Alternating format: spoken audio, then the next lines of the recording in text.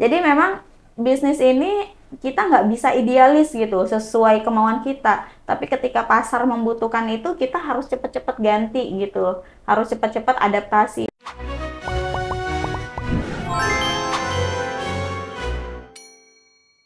Assalamualaikum teman-teman, ketemu lagi dengan saya Azmi Nabila Fahira. Kali ini kita di podcast Ceku Cerita Kehidupan. Mari kita di podcast ke-6. Kali ini saya bersama owner siapa nih? Pada tahu nggak nih yang suka beli durian, lelang durian? Kita bersama owner Rumah Tama, yaitu Teh Julia. Masya Allah, gimana kabarnya Teh Julia? Alhamdulillah baik. Alhamdulillah baik. Nah teman-teman, kali ini kita akan bahas tuntas tentang Rumah Tama. Ini dari kemarin Teh Julia, aku podcast sama owner. Kayaknya aku menyusul deh jadi owner. Amin. Amin ya, semoga nanti jadi owner beneran gitu. Nah teman-teman, dari kemarin kan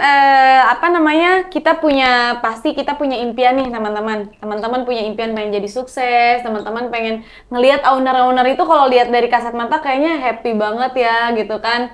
Punya bisnis yang sukses. Padahal kan kita nggak tahu di belakang itu ya Teh Julia ya. Jungkir balik ya. Jungkir balik tuh, dengar teman-teman. Nah, teman-teman pasti penasaran banget kan, di Rumah Tama ini ada durian apa aja sih Teh Julia? Ya, Assalamualaikum. Kenalkan dulu, saya Julia. Kebetulan saya owner dari Rumah Tama. Alhamdulillah saat ini Rumah Tama itu punya banyak produk sebenarnya.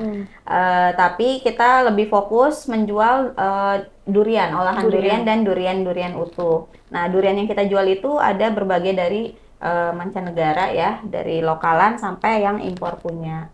Nah, salah satunya yang impor yang sekarang lagi best seller nih, ada Musangking dan Blackthorn. Wow. Nah, di sisi lain juga kita juga menampung durian-durian terbaik dari negeri Indonesia pastinya gitu. Nah, Teh Julia, kenapa harus namanya Rumah Tama? Kan ini duren gitu kan, harusnya rumah duren gitu. Kenapa tuh? Boleh dong Teh Julia ceritain ke kita, kenapa sih harus Rumah Tama? Ya, dan selain duren itu apa aja nih Teh Julia? Apakah ada bisnis lain gitu? Ya, Alhamdulillah. Masya Allah ini panjang nih saya. Boleh. Dua SKS nih. Siap menjadi pendengar, karena di cerita kehidupan ini memang kita mendengar cerita kehidupan orang. Iya, sebenarnya nama Rumah Tama kita pakai itu secara tidak sengaja ya. Memang buat bisnis duriannya langsung pakai nama Rumah Tama untuk bisnis durian. Waktu itu memang kita bangun Rumah Tama itu dari bisnis rumahan. Jadi waktu itu memang Rumah Tama itu ada karena kepepet. Karena waktu pas pandemi ya, awal-awal pandemi itu 2019, kebetulan saya punya bisnis sama suami, Qadarullah itu tutup karena harus lockdown kan. Nah, terus mau nggak mau karena kebutuhan tiap hari harus berjalan, akhirnya saya coba ikhtiar jualan online. Waktu itu apa aja tuh jualan waktu awal-awal itu aku malah jadi reseller dulu. Jadi teman-teman nggak mikirnya kita langsung jadi sekarang itu dulu reseller dulu, jualan bakso aci. Jadi teman-teman kalau tahu ya Rumah Tama itu ada jualan bakso aci, memang itu produk awalan kita jualan dulu. Dari reseller bakso aci itu modal hanya 700.000 kalau nggak salah. Terus semua bakso aci kita jualin. Waktu itu kan ada namanya bakso aci Baper, ada Syakir Daulay juga pada jualan, sampai Ivan Gunawan juga ngeluarin Teh Santi gitu lah, pokoknya jualan bakso aci. Dan itu waktu itu saat itu happening. Alhamdulillah penjualan meningkat. Nah, Rumah Tama itu sebenarnya diambil secara simpelnya karena nama anak kan. Nama anak saya yang pertama kebetulan namanya Tama. Jadi kalau ke rumah itu ya udah mau kemana ngambil paket ke Rumah Tama gitu. Jadi sesimpel itu nama brandnya. Awalnya itu Rumah Tama. Ya udah akhirnya kita juga nggak tahu bakalan sebesar ini nantinya. Ya udah ya alhamdulillah dengan seperjalanannya Rumah Tama itu kita pakai terus karena sudah jadi branding personal saya juga gitu. Kalau ke Rumah Tama ya Teh Julia gitu. Jadi dari situ perjalanannya dari reseller bakso aci terus nambah frozen food segala macam. Jadi peluang-peluang yang ada pas saat pandemi itu kita coba. Jadi nggak langsung duren sebenarnya. Jadi duren juga kita mainin tapi waktu itu dalam bentuk kemasan atau frozen food. Frozen ya, durian frozen, terus ada main di frozen food. Pokoknya kan waktu pandemi itu orang susah keluar rumah kan, jadi usaha frozen food itu laris manis alhamdulillah. Iya. Apalagi kita mainnya di online ya, Betul, pasar kita online, jadi kuat di situ. Alhamdulillah pelan-pelan rumah tama itu ada gitu. Jadi dari di rumah terus kita sewa ruko di rumah susun waktu itu ya. Aduh panjang banget ini. Nggak apa-apa, Di nggak rumah apa-apa. susun. Teh Julia ini kita biar dapat pelajaran juga nih. Gitu. Boleh. Takutnya membosankan. Enggak. Jadi awalnya memang dari rumah petakan ya di rumah susun. Terus sempat kena tegur juga sama pengelola karena kan nggak boleh tuh jualan hunian dijadiin tempat usaha. Karena Gojek itu setiap hari naik ke rumah bisa ngantri di selasar rumah dan akhirnya kena tegur nggak boleh Bu, kita harus pindah ke ruko. Waktu itu nggak punya biaya kan, terus ya udah deh sewa deh akhirnya di ruko. Nah ada masalah lagi tuh baru sewa berapa bulan ya? Waktu itu kontrak 6 bulan. Bulan ketiga, keempat kena segel gara-gara nggak boleh dikontrakin kalau itu ternyata harus yang punya ruko tersebut yang ngisi karena kan itu subsidi pemerintah ya. Terus ya qadarullah maksudnya kita diusir lah, disegel rukonya terus tapi dari situlah Allah datangkan banyak hikmah ya, maksudnya banyak pasti ada kebaikan-kebaikan lainnya. Nah pas disegel saya datang temuin pengelola karena ini usaha nggak mungkin nih, maksudnya mau dipindahin kemana gitu. Nah malah difasilitasi, ya udah ibu kalau misalnya ibu nggak punya ruko ajuin aja gitu, malah dikasih free gratis. Sama siapa itu? Sama pengelola rumah susunnya. Oh, Alhamdulillah itu rezeki kan akhirnya maksudnya yang kita anggap itu musibah atau ujian ternyata membawa hikmah baik gitu. Makanya dari situ saya belajar juga seperjalanannya bisnis, setiap ada kesusahan pasti ada kemudahan, ada hikmah dari situ. Jadi itu yang akhirnya menguatkan saya sampai sekarang rumah tama ada.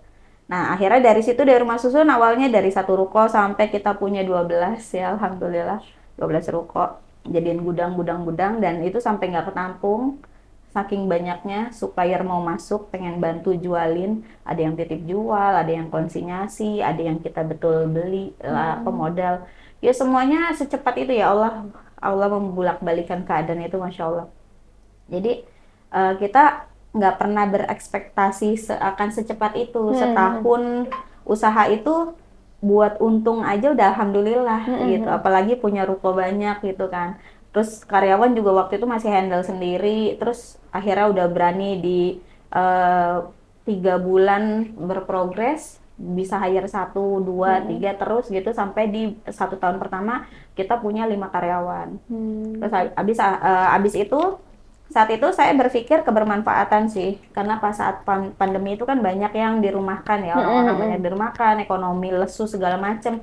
Akhirnya banyak ibu-ibu rumahan juga di sekitar kita yang butuh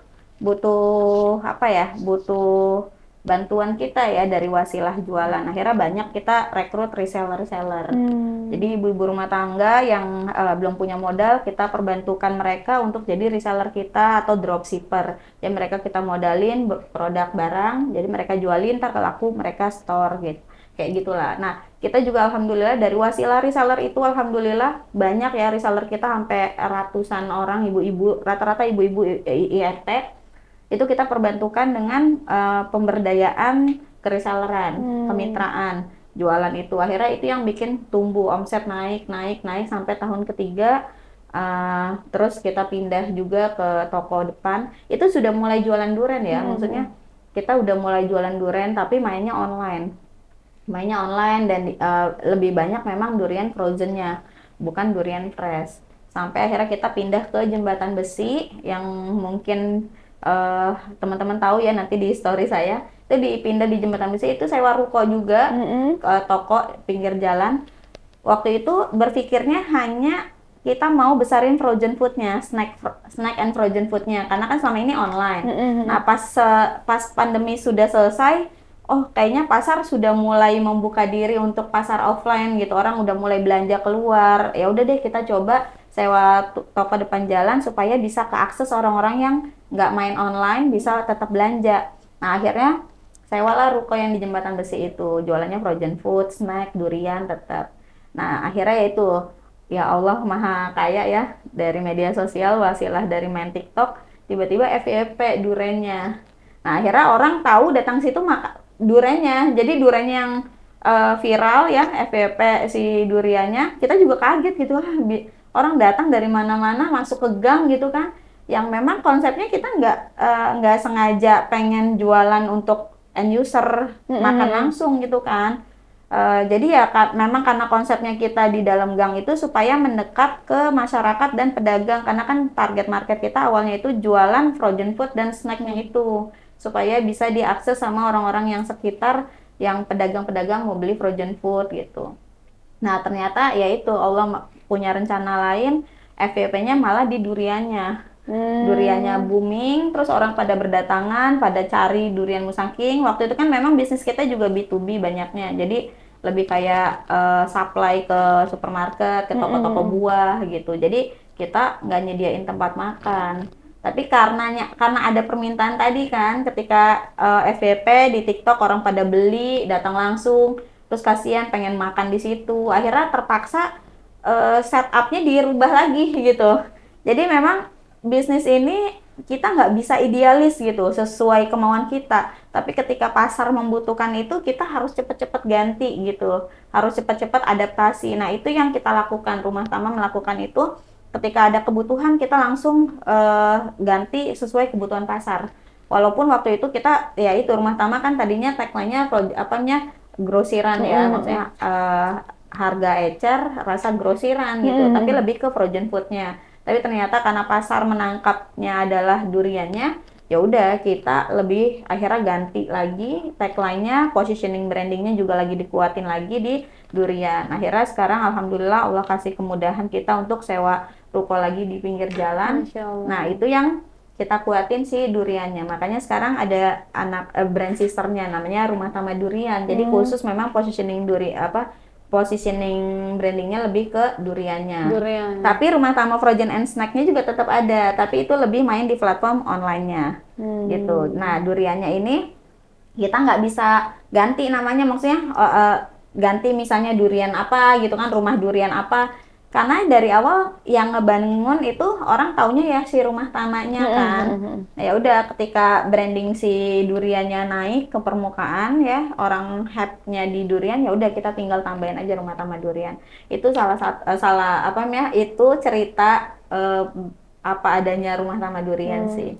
Jadi memang dibangun itu memang bukan sengaja bikin Rumah Tama Durian, tapi memang atas ketidaksengajaan yang memang Allah udah kasih jalannya seperti itu kayaknya. Kadang yang bercanda malah jadi ya. Iya.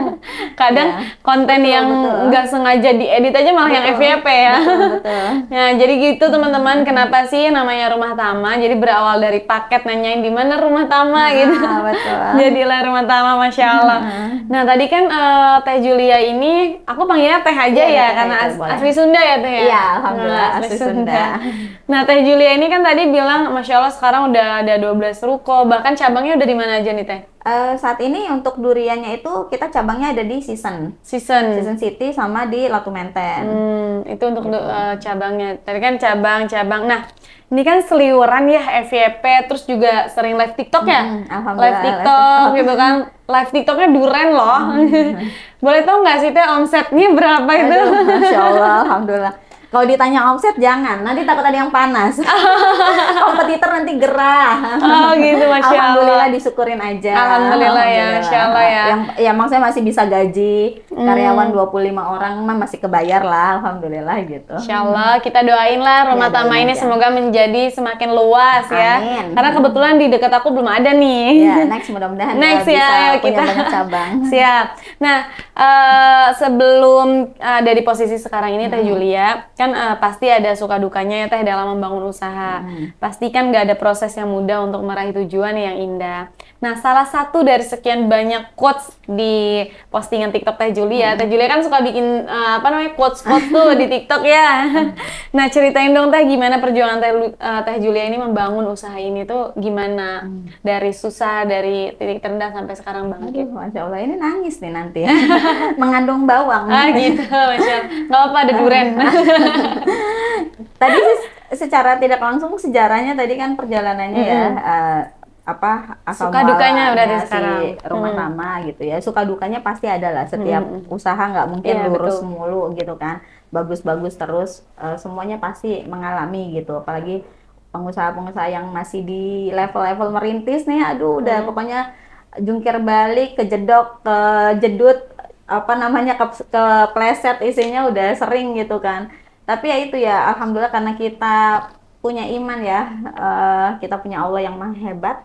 Jadi insya Allah setiap ujian, kalau aku mikirnya itu tadi positive thinking atau prasangka baik terus sama Allah. Jadi setiap kali ada ujian selalu mengedepankan itu. Jadi insya Allah pasti ada kemudahan. Karena yang tadi yang pertama aku pernah lakukan ya, maksudnya pernah alamin, setiap ada kesulitan pasti ada hikmahnya. Jadi ketika ada kesulitan atau ujian, kita enjoy gitu, nikmatin aja prosesnya gitu. Jadi setiap usaha itu eh, menyikapi setiap ujian itu pasti ada pembelajaran, pasti ada hikmah, pasti ada hadiah yang Allah sudah siapkan gitu. Jadi nggak pernah menganggap ujian itu sebagai hal yang buruk, tapi kita menganggap ujian itu adalah pembelajaran, tantangan baru buat kita. Itu yang bikin kita, mental kita jadi lebih kuat. Itu sih palingan. Kalau titik terendah sih pernah ya, maksudnya pernah ngalamin yang namanya kerugian, pernah ditipu, pernah ditinggal karyawan lagi sayang-sayangnya, pernah gitu. Ya keluar masuk karyawan juga itu adalah ujian. Kadang kalau lagi pas hektik ya kan, lagi rame-ramenya orderan, terus tiba-tiba karyawan resign berapa orang karena nggak kuat gitu kan, karena misalnya capek, lembur segala macem, ya kita juga nggak bisa paksain. Mau nggak mau ya harus dihadapin. Customer kan ketika, apalagi kalau misalnya lebaran tuh, aduh lebaran Ramadan itu kan penjualan naik tuh, apalagi yang di online shop itu, kita kan main di platform Shopee juga, TikTok Shop juga. Jadi itu ketika Ramadan itu penjualan lagi naik-naiknya, membludak, karyawan ada yang nggak masuk lah, ada yang ngajuin resign lah, ada yang tiba-tiba menghilang, begitu-gitu. Nah ini ujian juga. Paket akhirnya ke pending, cancel, diomelin customer, nggak sampai tepat waktu, komplain segala macam. Itu sih yang apa ya, yang nggak enaknya gitu. Tapi ya ini kita harus hadapin dan harus tetap profesional, harus tetap kepala dingin. Walaupun ya pastinya stres kan pasti. Karena itu akan berdampak juga sama psikologis kita, apalagi kalau kita ngurus anak juga, suami. Makanya aku kadang sering banget ya, support system ya, selalu bilang sama suami, support system terbaik kita tuh adalah keluarga atau orang-orang terdekat. Jadi ketika ada ujian, masalah, kita sering cerita, jadi jangan diem aja. Begitupun aku lagi ada masalah di usaha aku selalu sharing sama suami. Jadi itu dia yang bikin yaitu mood booster lagi gitu. Jadi ya terus sama prasangka baik sama Allah terus. Itu sih, insya Allah bikin kuat aku itu prasangka baik terus Masya sama Allah. Allah, Teh Julia, tadi kan aku sempat dengar nih, sempat ada di titik kerugian ya. Itu mencapai berapa tuh? Wah, kalau kerugian udah bisa ratusan juta ya. Ada yang ratusan juta, macam-macam. Ada yang ditinggal kabur, maksudnya hilang, supplier nggak bayar. Kadang dikirimin barang jelek gitu. Misalnya kita pesen duren, udah bayar, terus dikirimnya jelek gitu. Terus mau retur nggak ada orangnya, udah menghilang. Nah itu pernah. Masya Allah. Ya, tapi ya udah, maksudnya ya anggap itu sebagai ujian juga, terus hadiah juga supaya kita lebih hati-hati. Masya Allah teman-teman ya, tuh di balik kesuksesannya itu pasti ada kerikil-kerikil tadi ya Teh Julia ya, ditinggal karyawan lagi sayang-sayangnya ya, Sakit tiba-tiba kan? iya, ditinggal orang aja sakit ya gitu. Gimana tinggal karyawan yang kita lagi banyak pesanan tiba-tiba dia menghilang tanpa kabar gitu. Nah Teh Julia, setelah berada di posisi sekarang ini, wishlist apa sih yang udah tercapai Teh Julia? Pasti kan banyak banget nih, boleh dong Teh diceritain. Insya Allah, alhamdulillah. Kalau wishlist nih udah, masya Allah, nikmat Allah tuh udah banyak banget ke aku gitu. Sampai aku kadang suka nggak tahu mau ngomong apa lagi gitu, mau berterima kasih sama Allah tuh bagaimana. Saking baiknya, sayangnya Allah sama aku ya. Ya itu hampir semua wishlist aku udah ada gitu. Maksudnya aku udah nggak pengen apa-apa lagi gitu, hanya pengen kebermanfaatan aja buat umat, pengen bales ke Allah, maksudnya aduh jadi nangis kan, Gak sedihnya. apa-apa. Iya. Nah. Ya pengen naik haji lah. Makanya kalau lelang ya teman-teman, kasih harga terbaik dong biar aku bisa cepet naik haji. Amin. Itu aja sih. Daftar hajinya udah, cuman kan pengennya kalau reguler kan lama ya teman-teman. Iya. Kalau pengennya yang furoda gitu ya, jalur iya. ekspres ya gitu. Tapi kan semua ada biaya, ada harga. Insya Allah mudah-mudahan tahun depan Allah mudahkan gitu. Wishlist aku yang itu yang memang belum kesampaian. Kalau yang lain insya Allah sudah semua sih, alhamdulillah. Kayak rumah alhamdulillah Allah udah kasih, ya kendaraan sudah, anak-anak yang soleh-soleha insya Allah sudah gitu dalam segi keluarga. Terus punya karyawan juga alhamdulillah yang masya Allah soleh-soleha gitu, amanah. Terus apalagi, terus memberangkatkan karyawan umroh gitu. Ya pengennya gitu, setiap tahun ada aja yang diberangkatkan sama kita. Terus punya yayasan yatim piatu juga alhamdulillah gitu. Ada gitu yang kita bina. Jadi ya Allah maha baik banget sih sebenarnya sama aku. Jadi pengen minta banyak juga udah malu gitu. Udah banyak banget yang Allah kasih. Jadi tinggal ini bisa nggak nih diamanahin gitu. Kita tinggal maintenance saja sih apa yang Allah udah kasih dititipin gitu. Tadi kan udah punya rumah, kendaraan. Itu sebelum rumah Tama ini ada atau memang setelah rumah itu ada Setelah rumah Tama ada dong. baru kebeli gitu kan? Dulu aku tuh tinggal di rumah susun, Mbak. Aku 2000 sampai 2000 baru pindah ke rumah baru ini 2 tahun 3 tahunan lah. Jadi aku dulu di rumah susun betul-betul merintis dari rumah susun ukuran 6 kali 3 berapa 6 kali 6 rumah susun aku ya, di rumah susun Tambora. Tetangga aku ya yang nonton mungkin jadi saksi hidup ya, maksudnya aku gimana bergulat di sana jualan betul-betul dari nol.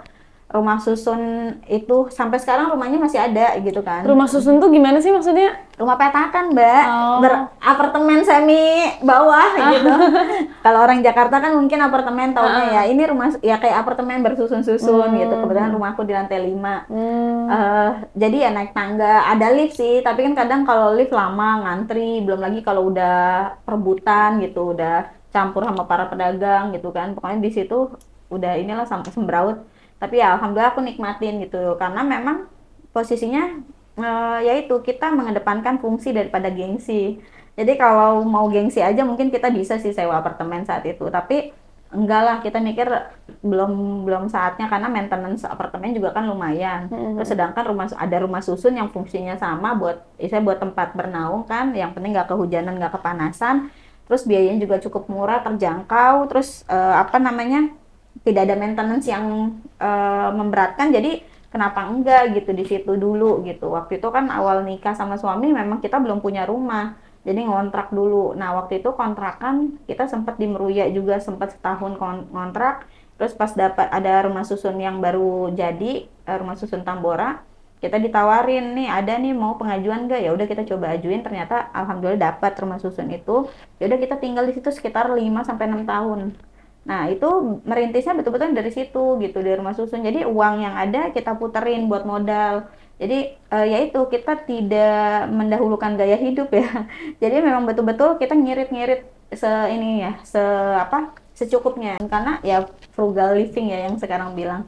Jadi kita memang betul-betul hemat karena pengen punya impian-impian, punya rumah sendiri segala macam tanpa riba gitu, tanpa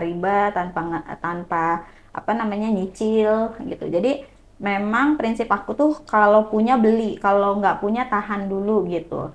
Begitupun kendaraan, semua yang kita punya juga gitu, mau motor, mobil yang kita punya itu alhamdulillah saya beli cash.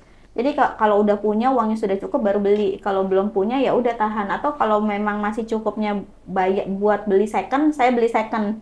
Kalau belum punya ya udah jangan memaksakan. Nah itu pun sama usaha saya yang saya rintis pun saya coba terapkan seperti itu, entah dari second, misalnya komputer second, saya beli semua peralatan itu second, misalnya showcase second, freezer second, jadi tapi yang masih layak dan masih berfungsi dengan baik ya pastinya, maksudnya walaupun second kita juga harus bisa pilih-pilih gitu, meja, kursi semuanya alhamdulillah aku beli second karena bisa meminimalisir budget kan. Nah budget yang lebihnya bisa kita putarin lagi ke modal. Jadi itu sih yang aku terapkan ke bisnisku sampai sekarang juga gitu. Nah ini bisa diambil pelajaran juga nih teman-teman, di balik kesuksesannya Teh Julia ini, beliau ini ternyata luar biasa menghindari riba. Karena kan orang tuh kadang untuk ada tawaran apa pasti tergiur. Betul. Dan riba itu sangat menghalangi jalan-jalan kebaikan menuju kita, betul. gitu ya. Jadi teman-teman usaha pun banyak ya, maksudnya yang nawarin ya, bank gitu ya, pada datang, Bu butuh itu enggak tambahan modal, suntikan modal segala macam. sebisa mungkin kita menghindari itu gitu. Jadi kita nggak mau pakai suntikan modal yang apalagi yang bersumber dari hal yang tidak benar ya, maksudnya haram gitu. Saya nggak mau investor banyak mau masuk, karena bukan investor itu haram ya, ada juga yang memang halal. Tapi saya pikir kalau belum tahu ilmu tentang syirkah segala macam muamalah, saya rasa saya masih fakir ilmu, jadi saya tidak memilih untuk itu dulu gitu, karena memang banyak resiko yang nantinya diambil. Jadi betul-betul saya itu mengadopsi masa netes gitu. Jadi usahanya ini netes pelan-pelan aja, jadi nggak maksa harus cepat tumbuh, harus cepat punya banyak cabang. Jadi ya udah yang tadi saya terapkan, selagi kita ada ya pakai yang ada. Kalau belum punya tahan, jangan memaksakan gitu. Terus ya tadi netes, semua tidak ada yang instan, jadi semuanya itu berproses. Begitupun juga usaha. Jadi kalau misalnya saya mikir setahun itu harus punya ini punya itu, ya itu kan pandangan orang dan takaran orang kan masing-masing berbeda. Jadi saya nggak pernah membandingkan bisnisnya orang dengan bisnisnya saya gitu. Jadi itu juga yang salah satu yang bikin mental saya kuat dan saya lebih tenang menghadapi ujian atau menjalani proses usaha ini gitu. Jadi nggak terpengaruh sama kompetitor. Misalnya kompetitor udah punya 10 cabang, ya biarin aja gitu. Atau kompetitor tokonya lebih bagus, lebih lebih wah segala macem. Ya nggak apa-apa, itu kan dia gitu. Karena kan kita punya rel track sendiri-sendiri gitu. Betul. Itu Insya sih. Allah, teman-teman. Yang penting halal barokahnya dulu yang dikejar. Amal-amalannya itu ya, jadi amalan-amalan khusus, salah satu amalan khusus dari Teh Julia itu adalah menghindari riba. Ada lagi nggak Teh Julia selain itu? Amalan-amalan khusus untuk mencapai kesuksesan. Masya Allah, banyak sih, tapi kan rahasia. Nanti, tapi nggak apa-apa ya, maksudnya. Kalau itu kebaikan bisa menjadi amal jariah, siapa tahu teman-teman mau niru nih. Ini nauzubillah, jangan sampai ini jadi ria gitu. Ibadah yang sudah saya coba jaga, juga nggak mau serta-merta akhirnya jadi ria nantinya gitu. Enggak, ini biar jadi motivasi, teman-teman. Betul. Oh, ternyata kita sukses itu, coba lihat Teh Julia kayak gini-gini gitu. Gimana Teh? Ya, intinya yang pertama itu ya, niat lurus dulu ya. Ketika mau berbisnis, semua lillahi ta'ala, karena Allah kita jalanin. Terus yang kedua juga hindari yang Allah benci ya. Salah satunya adalah transaksi-transaksi yang mengandung riba. Terus juga ya pastinya kalau aku menerapkan 2 marketing langit dan marketing bumi kalau di tim itu. Jadi marketing bumi pada umumnya biasa ya kita secara marketing ya tetap ada content creator, tetap berkonten ya, jualan sebagaimana zamannya gitu. Jadi kalau ya lewat media sosial kita posting segala macam, itu mungkin salah satu strategi bumi yang bisa kita lakukan. Nah, strategi marketing langit nih yang mungkin teman-teman jarang tahu atau nggak tahu gitu ya. Sebenarnya ini amalannya rumah tama sih, teman-teman rumah tama khususnya tim nih pasti udah tahu. Mereka tuh biasanya setiap pagi sebelum usaha mereka mengamalkan sholat duha ya karyawan, terus ada ngaji, ada tadarusan, terus ada sedekah pagi. Jadi sebelum transaksi sama Allah, sama manusia, kita usahakan transaksi dulu sama Allah. Jadi sedekah pagi tuh walaupun cuman air mineral ke jalanan, depan jalan, atau misalnya snack atau misalnya apa gitu. Terus biasanya ada yang rutinnya ke tim ya, maksudnya itu marketing langit. Terus juga kita ada pembinaan untuk yatim piatu dan duafa juga, yang itu memang di-create sama rumah tama, jadi hasil keuntungannya memang kita alokasikan buat pembiayaan itu. Nah untuk amalan pribadi saya sih sebenarnya itu lebih kayak biasa saja, maksudnya ya taat sama suami kalau udah yang bersuami ya, terus ya minta ridho suami dulu ya kalau mau usaha nih. Jadi kadang seringkali nih perempuan-perempuan lupa gitu, padahal ridhonya suami ini adalah kunci pembuka rezeki juga. Ya kalau yang belum punya suami ya ke orang tuanya mungkin. Itu aja sih palingan. Sama ya palingan amalan-amalan yang sunnahnya lah yang dilakukan. Jadi begitu ya teman-teman, nggak asal live TikTok setiap teman-teman lihat live TikTok kali seharian, enggak teman-teman. Jadi di balik kesuksesan itu ada ikhtiar yang memang kita tidak ketahui ya, gitu Teh Julia. Nah, pertanyaan selanjutnya nih Teh, gimana sih cara Teh Julia menghadapi sebuah ujian? Misalnya kan seperti misalkan ada impian yang belum tercapai gitu kan, atau bahkan misalkan yang terjadi justru tidak sesuai dengan keinginan, itu bagaimana Teh Julia? Ya tadi kuncinya, Menghadapi ujian itu. kuncinya prasangka baik sama Allah ya, tetap ikhlas, prasangka baik. Kuncinya itu aja sih, itu yang bikin kita tenang. Jadi setiap kali kita kan juga punya pipeline ya kalau di kantor, di usaha, di kantor, di toko, pipeline rencana kerja, terus tidak sesuai jalan, ya udah akhirnya kita berpacu pada ikhlas dan pasti rencana ini adalah bagian dari rencananya Allah, skenario-nya Allah. Jadi ya prasangka baik pasti Allah ganti dengan yang lebih baik lagi. Jadi kita nggak pernah ngoyo, maksudnya ngoyo ikhtiar maksimal lah ya. Maksudnya ikhtiar maksimal itu penting, tapi ketika sudah berikhtiar, hasil yang yang dikasih ternyata di luar ekspektasi atau tidak sesuai dengan wishlist kita atau keinginan kita, ya balik lagi pada ikhlas dan prasangka baik sama Allah. Jadi itu yang bikin kita tenang dan ya udah gitu, pasrah ngikutin skenario-nya Allah aja gitu. Maksudnya itu relate ya, ketika kita lakukan itu tidak ada beban gitu. Jadi teman-teman juga enak gitu menjalani semua prosesnya, insya Allah gitu. Insya Allah tuh teman-teman dengerin tuh ya, cara menghadapi ujian ala Teh Julia. Kita harus berprasangka baik kepada Allah. Nah, prasangka baik terus. Betul, Teh Julia. Tips Teh Julia untuk para penonton podcast di rumah nih, menonton Cekku Kehidupan. Tipsnya untuk mereka yang baru merintis bisnis supaya bisa sukses seperti Teh Julia. Tipsnya kalau aku mungkin teman-teman buat di ranah merintis ya, jangan pernah berhenti, terus aja bergerak.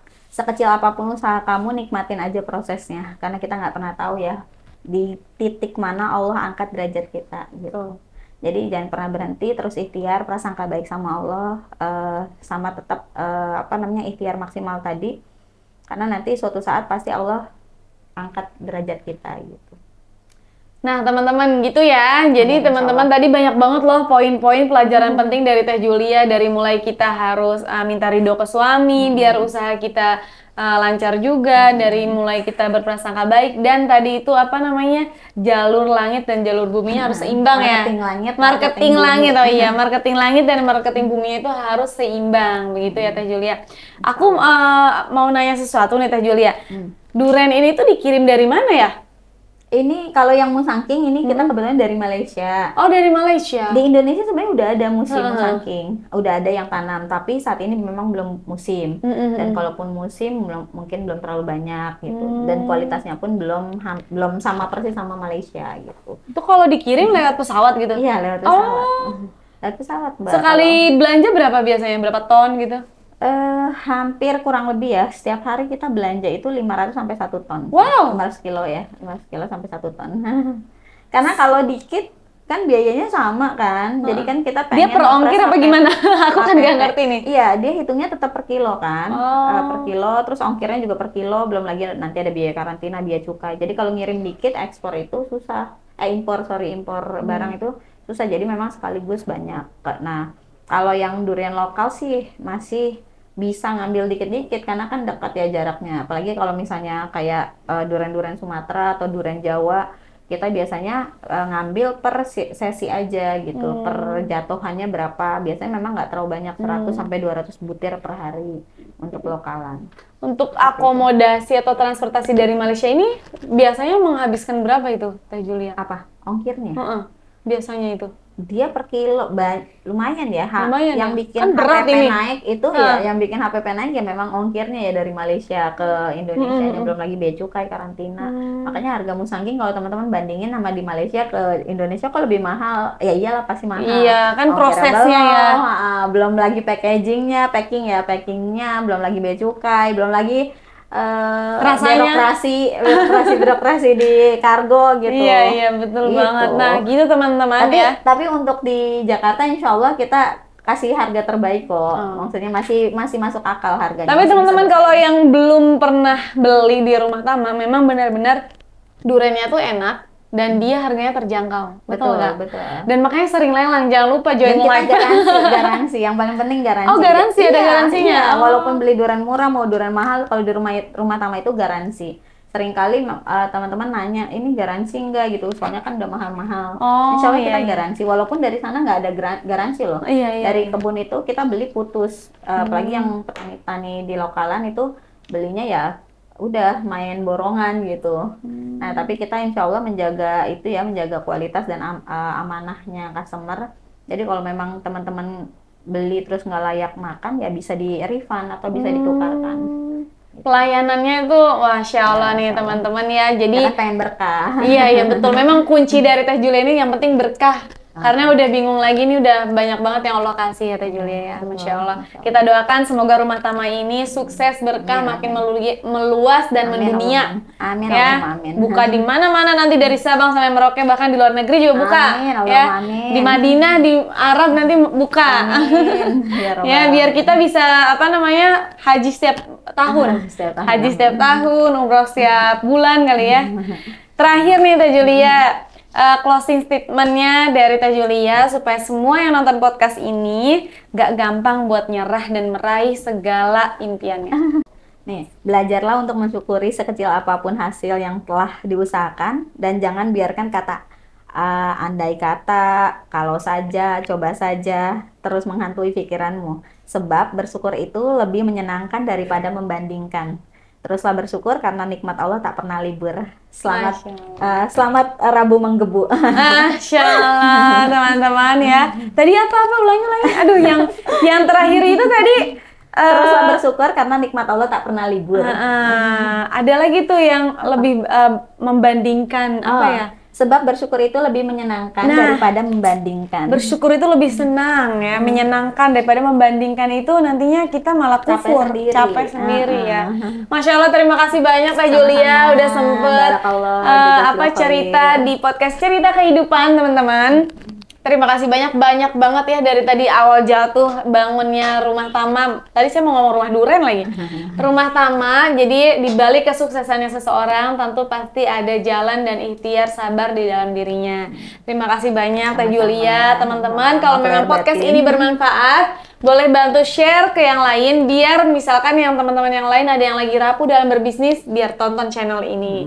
Terima kasih teman-teman. Saya Azmi Nabila Fahira dan ini Julia Laraswati dari Rumah Tama. Masya Allah, kita pamit undur diri. Assalamualaikum warahmatullahi wabarakatuh. Waalaikumsalam warahmatullahi wabarakatuh.